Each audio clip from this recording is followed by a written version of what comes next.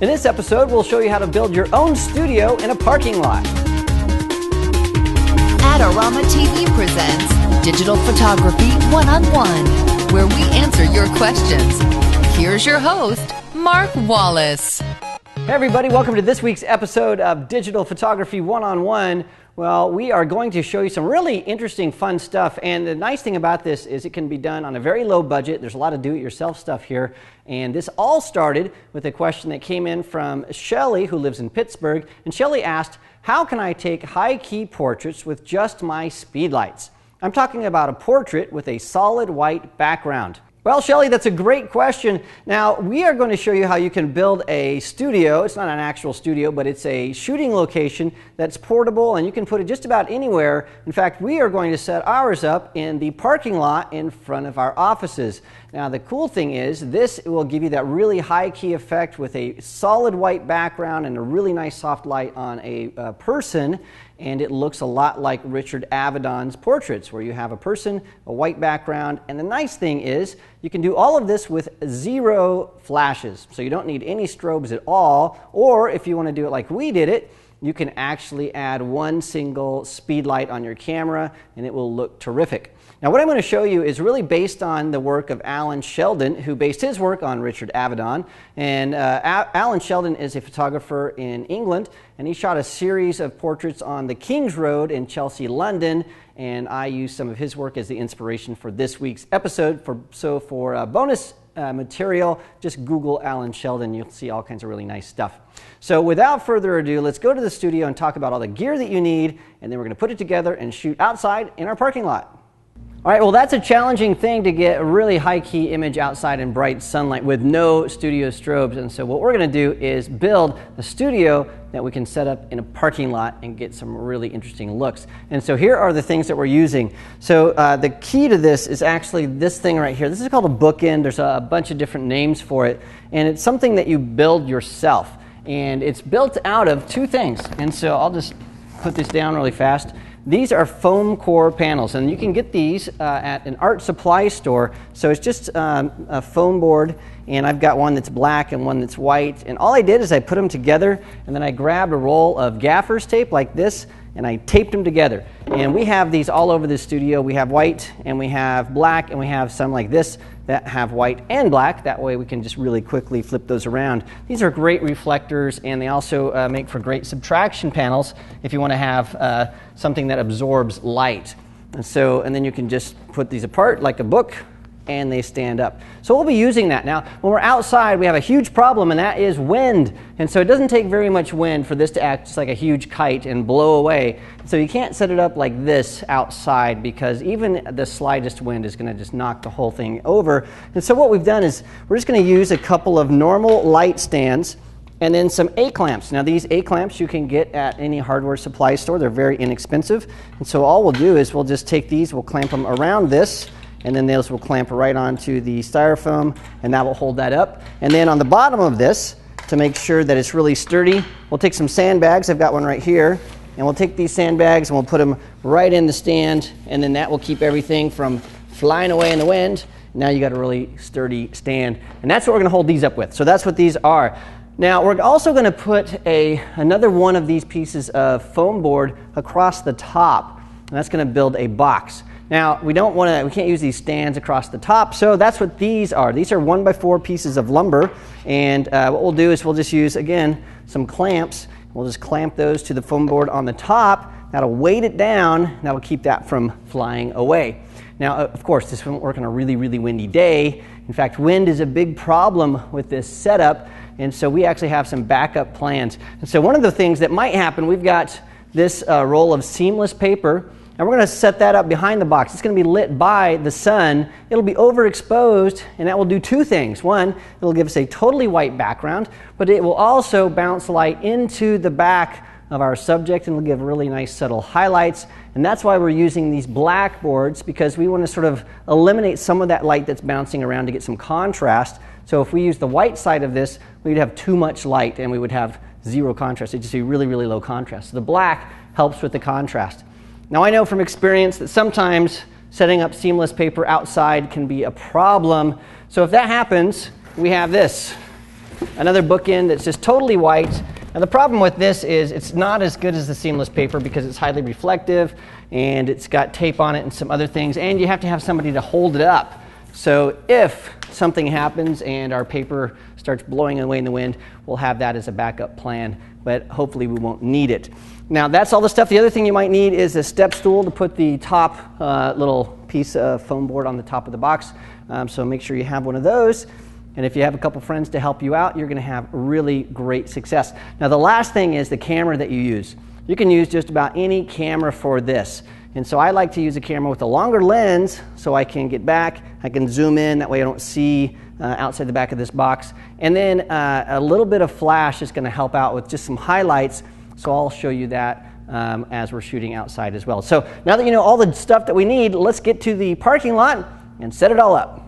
We're in the parking lot now. We've moved all that equipment that we talked about in the studio out here, and Kelsey is going to be assisting you today setting all this stuff up. Now, just to be clear, this only really works the way we're showing it if you're out in really bright sunlight, which you can see right now.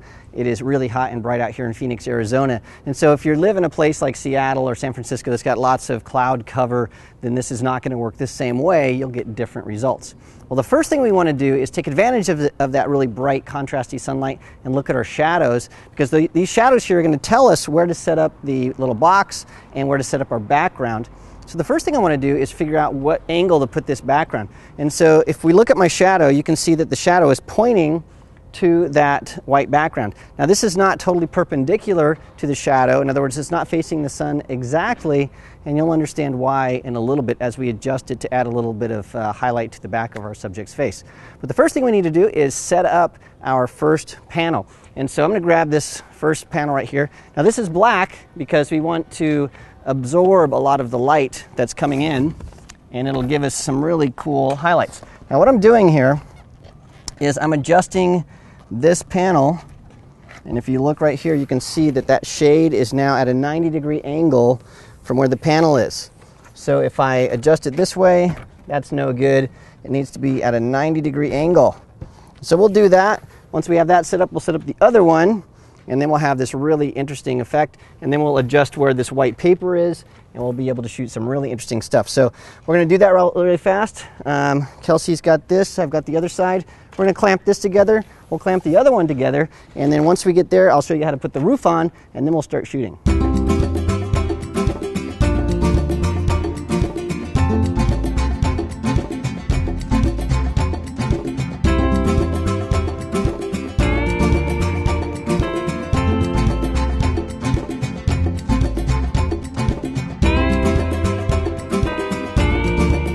All right, well, we have positioned these in the right place. Now, if you come around this way, you can see we've shifted everything a little bit over.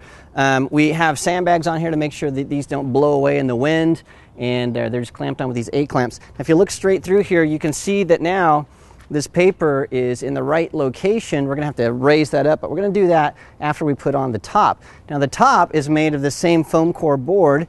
It's right here, but it's really lightweight.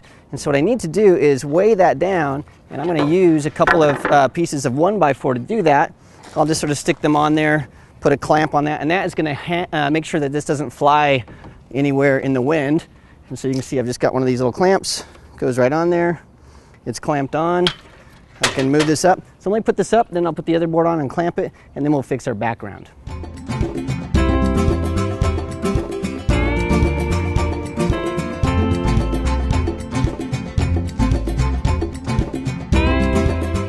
All right, well now I've got that up there. Now this little step stool is a big help. Make sure you have one of these. We've got everything clamped down, weighted. So I'm gonna move this out of the way.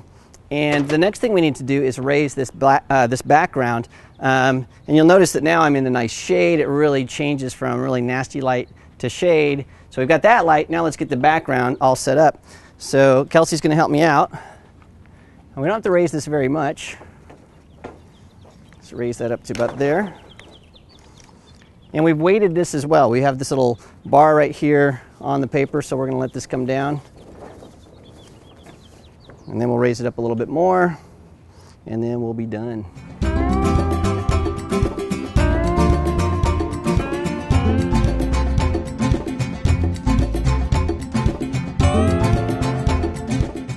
Well, one of the problems we found here is this is too windy for this background, and so as it's rolling down, it's blowing back. That's putting a big, huge shadow across our background.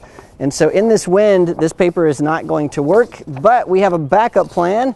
And so we're going to bring out our backup, and that will work just fine. So let's take this down and we'll bring out some white panels, and they'll work just fine.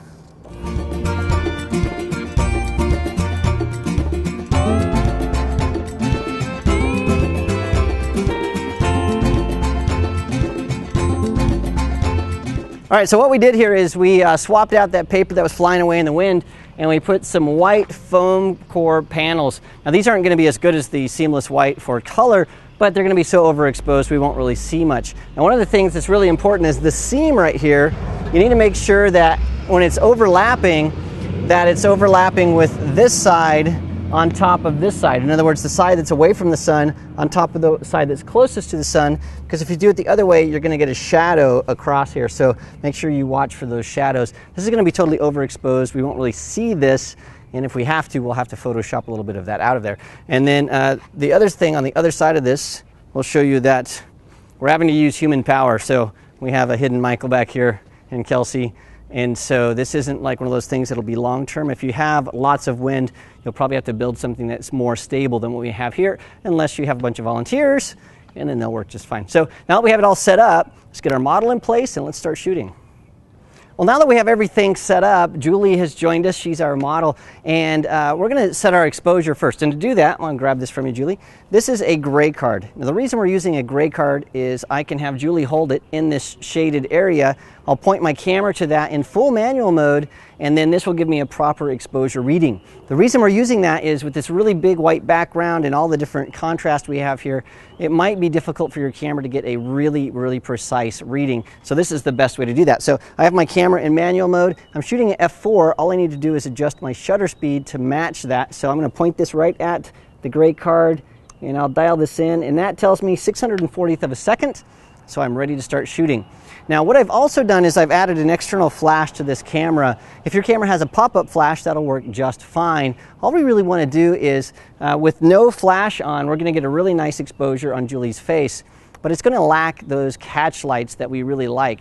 And so this flash isn't going to do much. It's just going to pop in a little bit of light to her eyes and give us a little bit of pop to the entire exposure to make it jump off the page just a little bit better. And so we'll show you both without the flash and with the flash. And now that we have everything set up, I'll take this, Julie, and we are going to start shooting. And I'll show you how these look.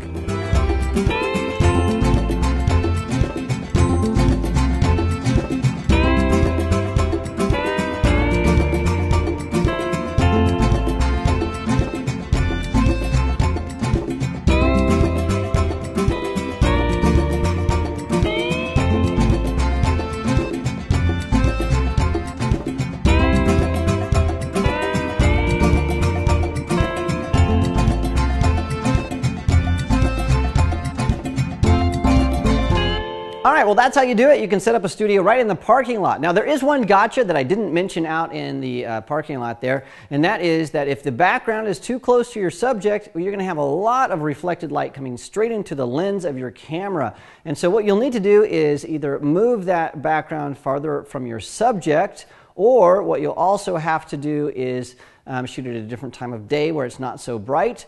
And the third thing you can do is shoot in RAW, and that's what I did, and what I was able to do on a couple of these shots when we first started and we were testing. You can see here that Julie is totally washed out, and the contrast is really, really low because of all that light coming into the lens. But because I was shooting RAW, I was able to pull out all of those details, the shadows and all the blacks and everything, and get that contrast restored. So you can see there the before and after shot, and it works just fine. So that's just a gotcha. Make sure you watch out for that. Well, thanks so much for the question, Shelley. If you're like Shelley and you've got a question about photography or photography gear, you can send your questions to me at AskMark@Adorama.com. We might just use it on an upcoming episode. Well, thanks so much for joining us. I'll see you again next week. This episode is brought to you by AdoramaTV. Visit the Adorama Learning Center where you'll find photography tips and techniques, links to the gear used in this episode, and related videos. For all the latest photography, video, and computer gear, visit Adorama.com. And the next time you're in New York City, visit our store located on 18th Street between 5th and 6th Avenue. or you can do it like we did it with one speed light. So let's look at the studio. I was trying so hard. I was like, there's too much saliva building up. I can't make it through it.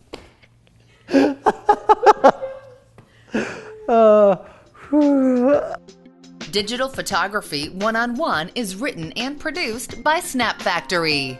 For more information about our workshops, visit snapfactory.com.